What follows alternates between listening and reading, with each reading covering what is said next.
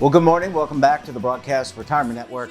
I'm Jeff Snyder. This is BRN AM for Tuesday, March 14th, 2023. And our top story today, we'll talk about the latest regarding student loan forgiveness. And joining me now to discuss this and a lot more, Betsy Mayotte is the founder of the Institute of Student Loan Advisors. Betsy, it's always great to see you. Thanks so much for joining us on the program this morning. Yeah, happy to be back.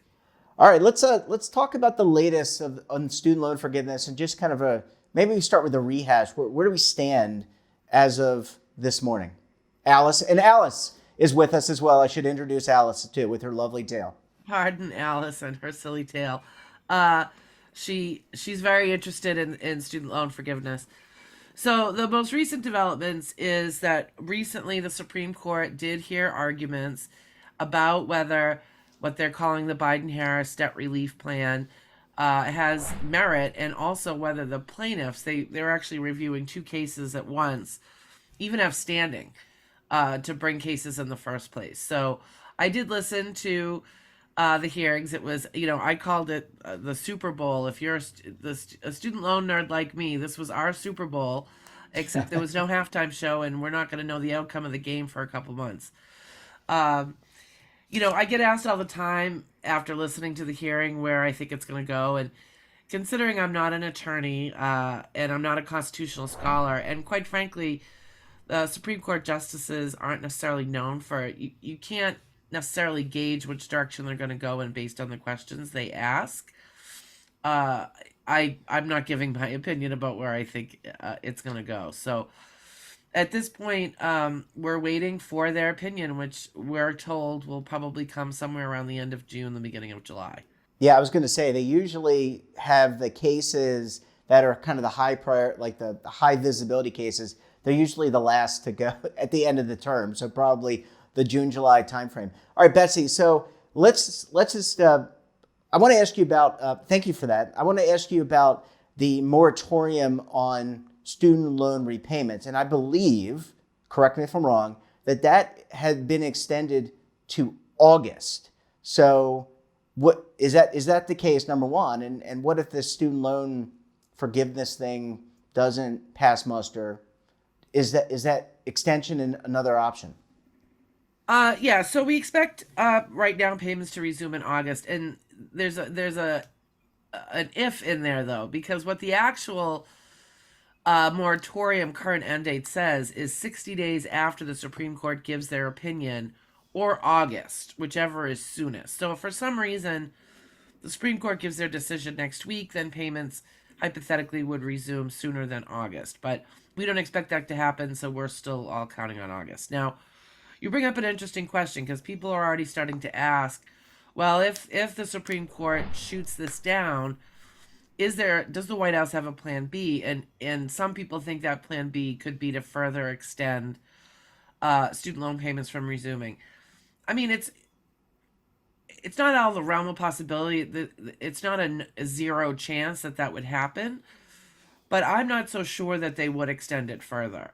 For one thing, it's questionable whether they have the authority to do that, because the pause hinges on the HEROES Act, and the HEROES Act authority hinges on a national emergency, and they've ended the national emergency. So there's also some concerns. I mean, even if they approve the student loan forgiveness, there's still going to be millions of borrowers that will still have a balance. And what we've been saying right along is the longer we postpone, the harder it's going to be people to get back into repayment. So if I was a student loan borrower, I would be counting on August. As I always say to you in these situations, Jeff, it's prepare for the worst, hope for the best. Yeah, really, really great advice. And I want to talk a little bit more about, there's a lot of headwinds for the student loan borrower, and we're going to talk in the second segment what employers can do. But there are a lot of headwinds with the economy. The cost of goods, for example, fuel, food, other goods and services are going up. So there's a lot that the consumer has to think about. And so now you add this repayment, which they always were going to have to repay their loans, some portion of the loans. That's a lot for that consumer to really handle, especially if you're just out of college and you're just starting your career.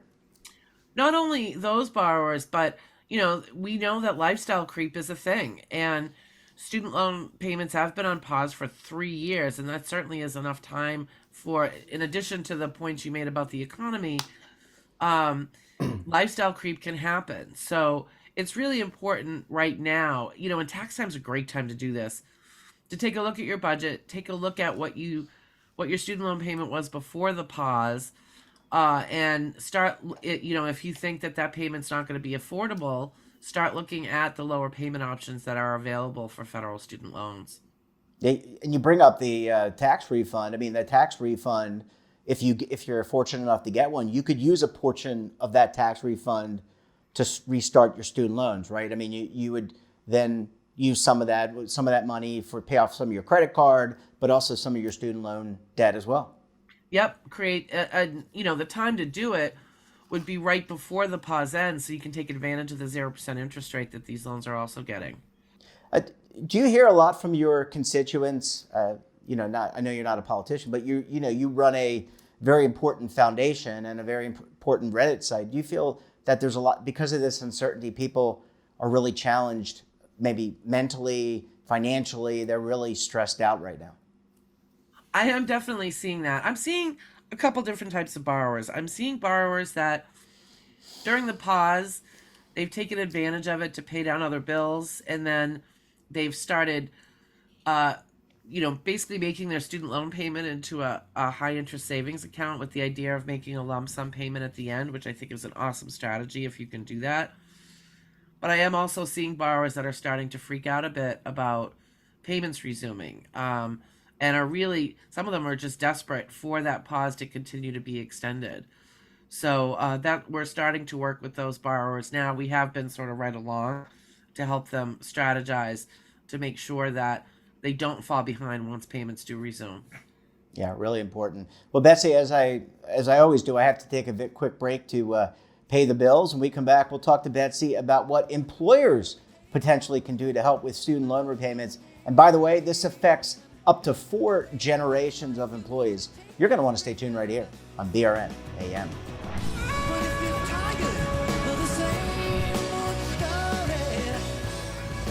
Imagine a new television network that will make you richer, healthier, and in control of your financial future.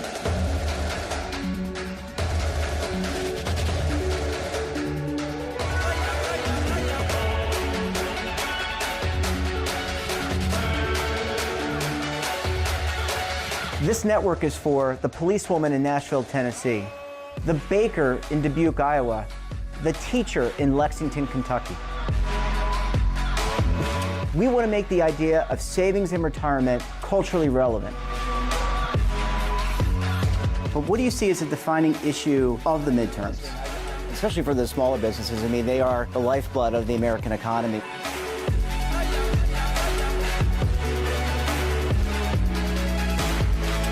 Featuring exclusive interviews, current affairs, and docuseries.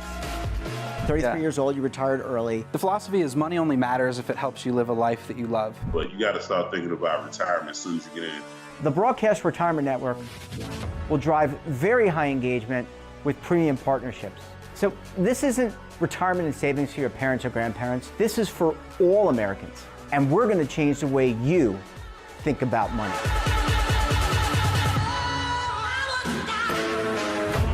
Welcome to the next frontier of retirement and savings. This is BRN, the Broadcast Retirement Network.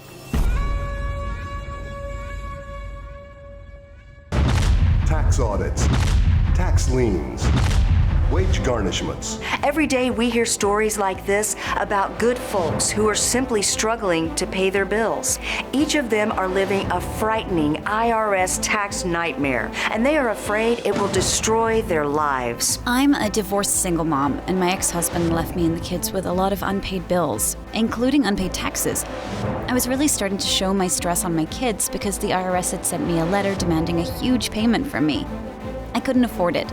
So then the IRS was threatening to garnish my wages. I'm already living paycheck to paycheck.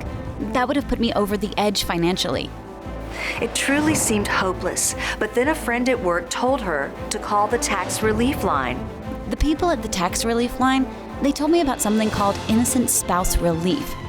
They worked it out so that all of the taxes from my ex are not my problem. I don't know how that works, and I don't care. All I care about is that I don't owe the IRS a dime, and they are not going to take my paycheck. Even if it seems hopeless, you should call the number on your screen right now. There is absolutely no cost for the call or the consultation. You are under no obligation. If you are worried that the IRS could garnish your wages, seize your assets, even take your home, call us right now. The Tax Relief Line is here to help you. Now you have a knowledgeable, professional team of tax experts that are ready to negotiate with the IRS and fight for you to save you money. The Tax Relief Line's professionals have successfully negotiated thousands of cases, reducing and sometimes even eliminating the tax debt for their clients. It's very easy to get started. Simply call the number on your screen right now. You don't have to live in fear anymore. The call and the consultation are free. Invesco's latest Show Me the Income study reflects on the evolving retirement industry today as it faces the pressing need to help participants turn their defined contribution plan savings into long-term retirement income. Key findings from the research uncover that nearly 7 in 10 participants fear running out of money in retirement, and only 22% were very confident they could create a retirement income strategy on their own. What can employers do to help? To learn more about the study and request the white paper, visit Invesco.com/retirement income or contact your Invesco DC professional. Cited research is based on Invesco's work with Greenwald Research. Invesco is not affiliated with Greenwald Research. Invesco Advisors, Inc. is an investment advisor that provides investment advisory and does not sell securities. Invesco Distributors, Inc. is the U.S. distributor for Invesco's retail products and private placements. Both are indirect, wholly owned subsidiaries of Invesco Limited. Welcome back. We're joined this morning by Betsy Mayott. She is the founder of the Institute of Student Loan Advisors, and she's also here with her lovely cat, Alice. Betsy, thanks so much for sticking with us this morning. Really appreciate you hanging around for segment number 2. No problem. All right, so we talked about a lot of the headwinds. We're waiting on the uncertainty of the Supreme Court decision, whether or not the moratorium on repayments is going to end. But employers, Betsy, they have been stepping up. They have seen the need here. They call it under the big umbrella of financial wellness, but they're stepping up to help their employees repay some of their student loan debt. Yeah, I am definitely seeing an increase to that, partly because the law changed that allows employers to contribute to student loan repayment without it having be a tax liability to a certain extent. So that's definitely helped.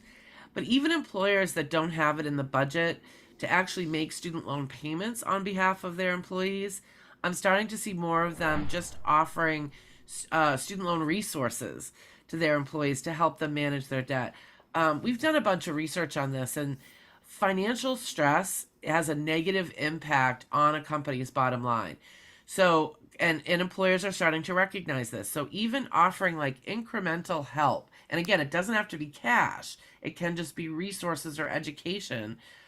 Can actually, it's a win-win. It reduces the employee's financial stress and therefore helps the productivity and reduces, call-outs and so on with the employer. We here at TISLA, again, in the past couple of years, have noticed employers taking more interest in benefits like this, and partly because we go back to what we said in the first segment about the economy, that's infecting employers as well, and providing student loan resources or other personal finance resources can be a cheap way to add a really robust and attractive benefit to their employees. isn't necessarily very expensive to the employer. And Betsy, a lot of employers have up to 4 generations of employees. I mean, the student loan debt isn't just focused on young people, and we've talked about this with you. There are people of all age ranges, and so this is just one of a myriad of challenges that multi-generations of employees are dealing with.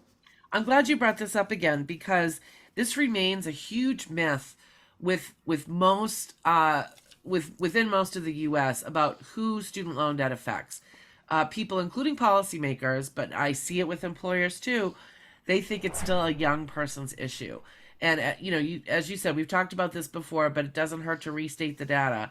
Half of all student loan borrowers are the age of 30, a quarter are over 45, and the fastest growing populations that are affected by student loan debt are the over 65s. So, if you're an employer and said, oh, student loan debt's not an issue at my shop because we have an older population of employees, slow your roll and maybe do a quick survey within your organization, because I think you'll be surprised as to how many people that student loan debt does affect, regardless of the age. Yeah, I think it's all about education and putting the resources. I don't think you can, we're all subjected to our own biases and prejudging certain conditions. And especially if you have a myth like this that only young people, 20, 22, 25-year-old, 30-year-old people have student loan debt, you're letting that really address or drive your employee benefits. I guess last question here, are you noticing with some of your customers, your clients, where they're taking a much more serious approach to financial wellness? So it's not just student loan repayments, which are a big part, but there are other benefits like caregiving, which is another big portion of someone's budget.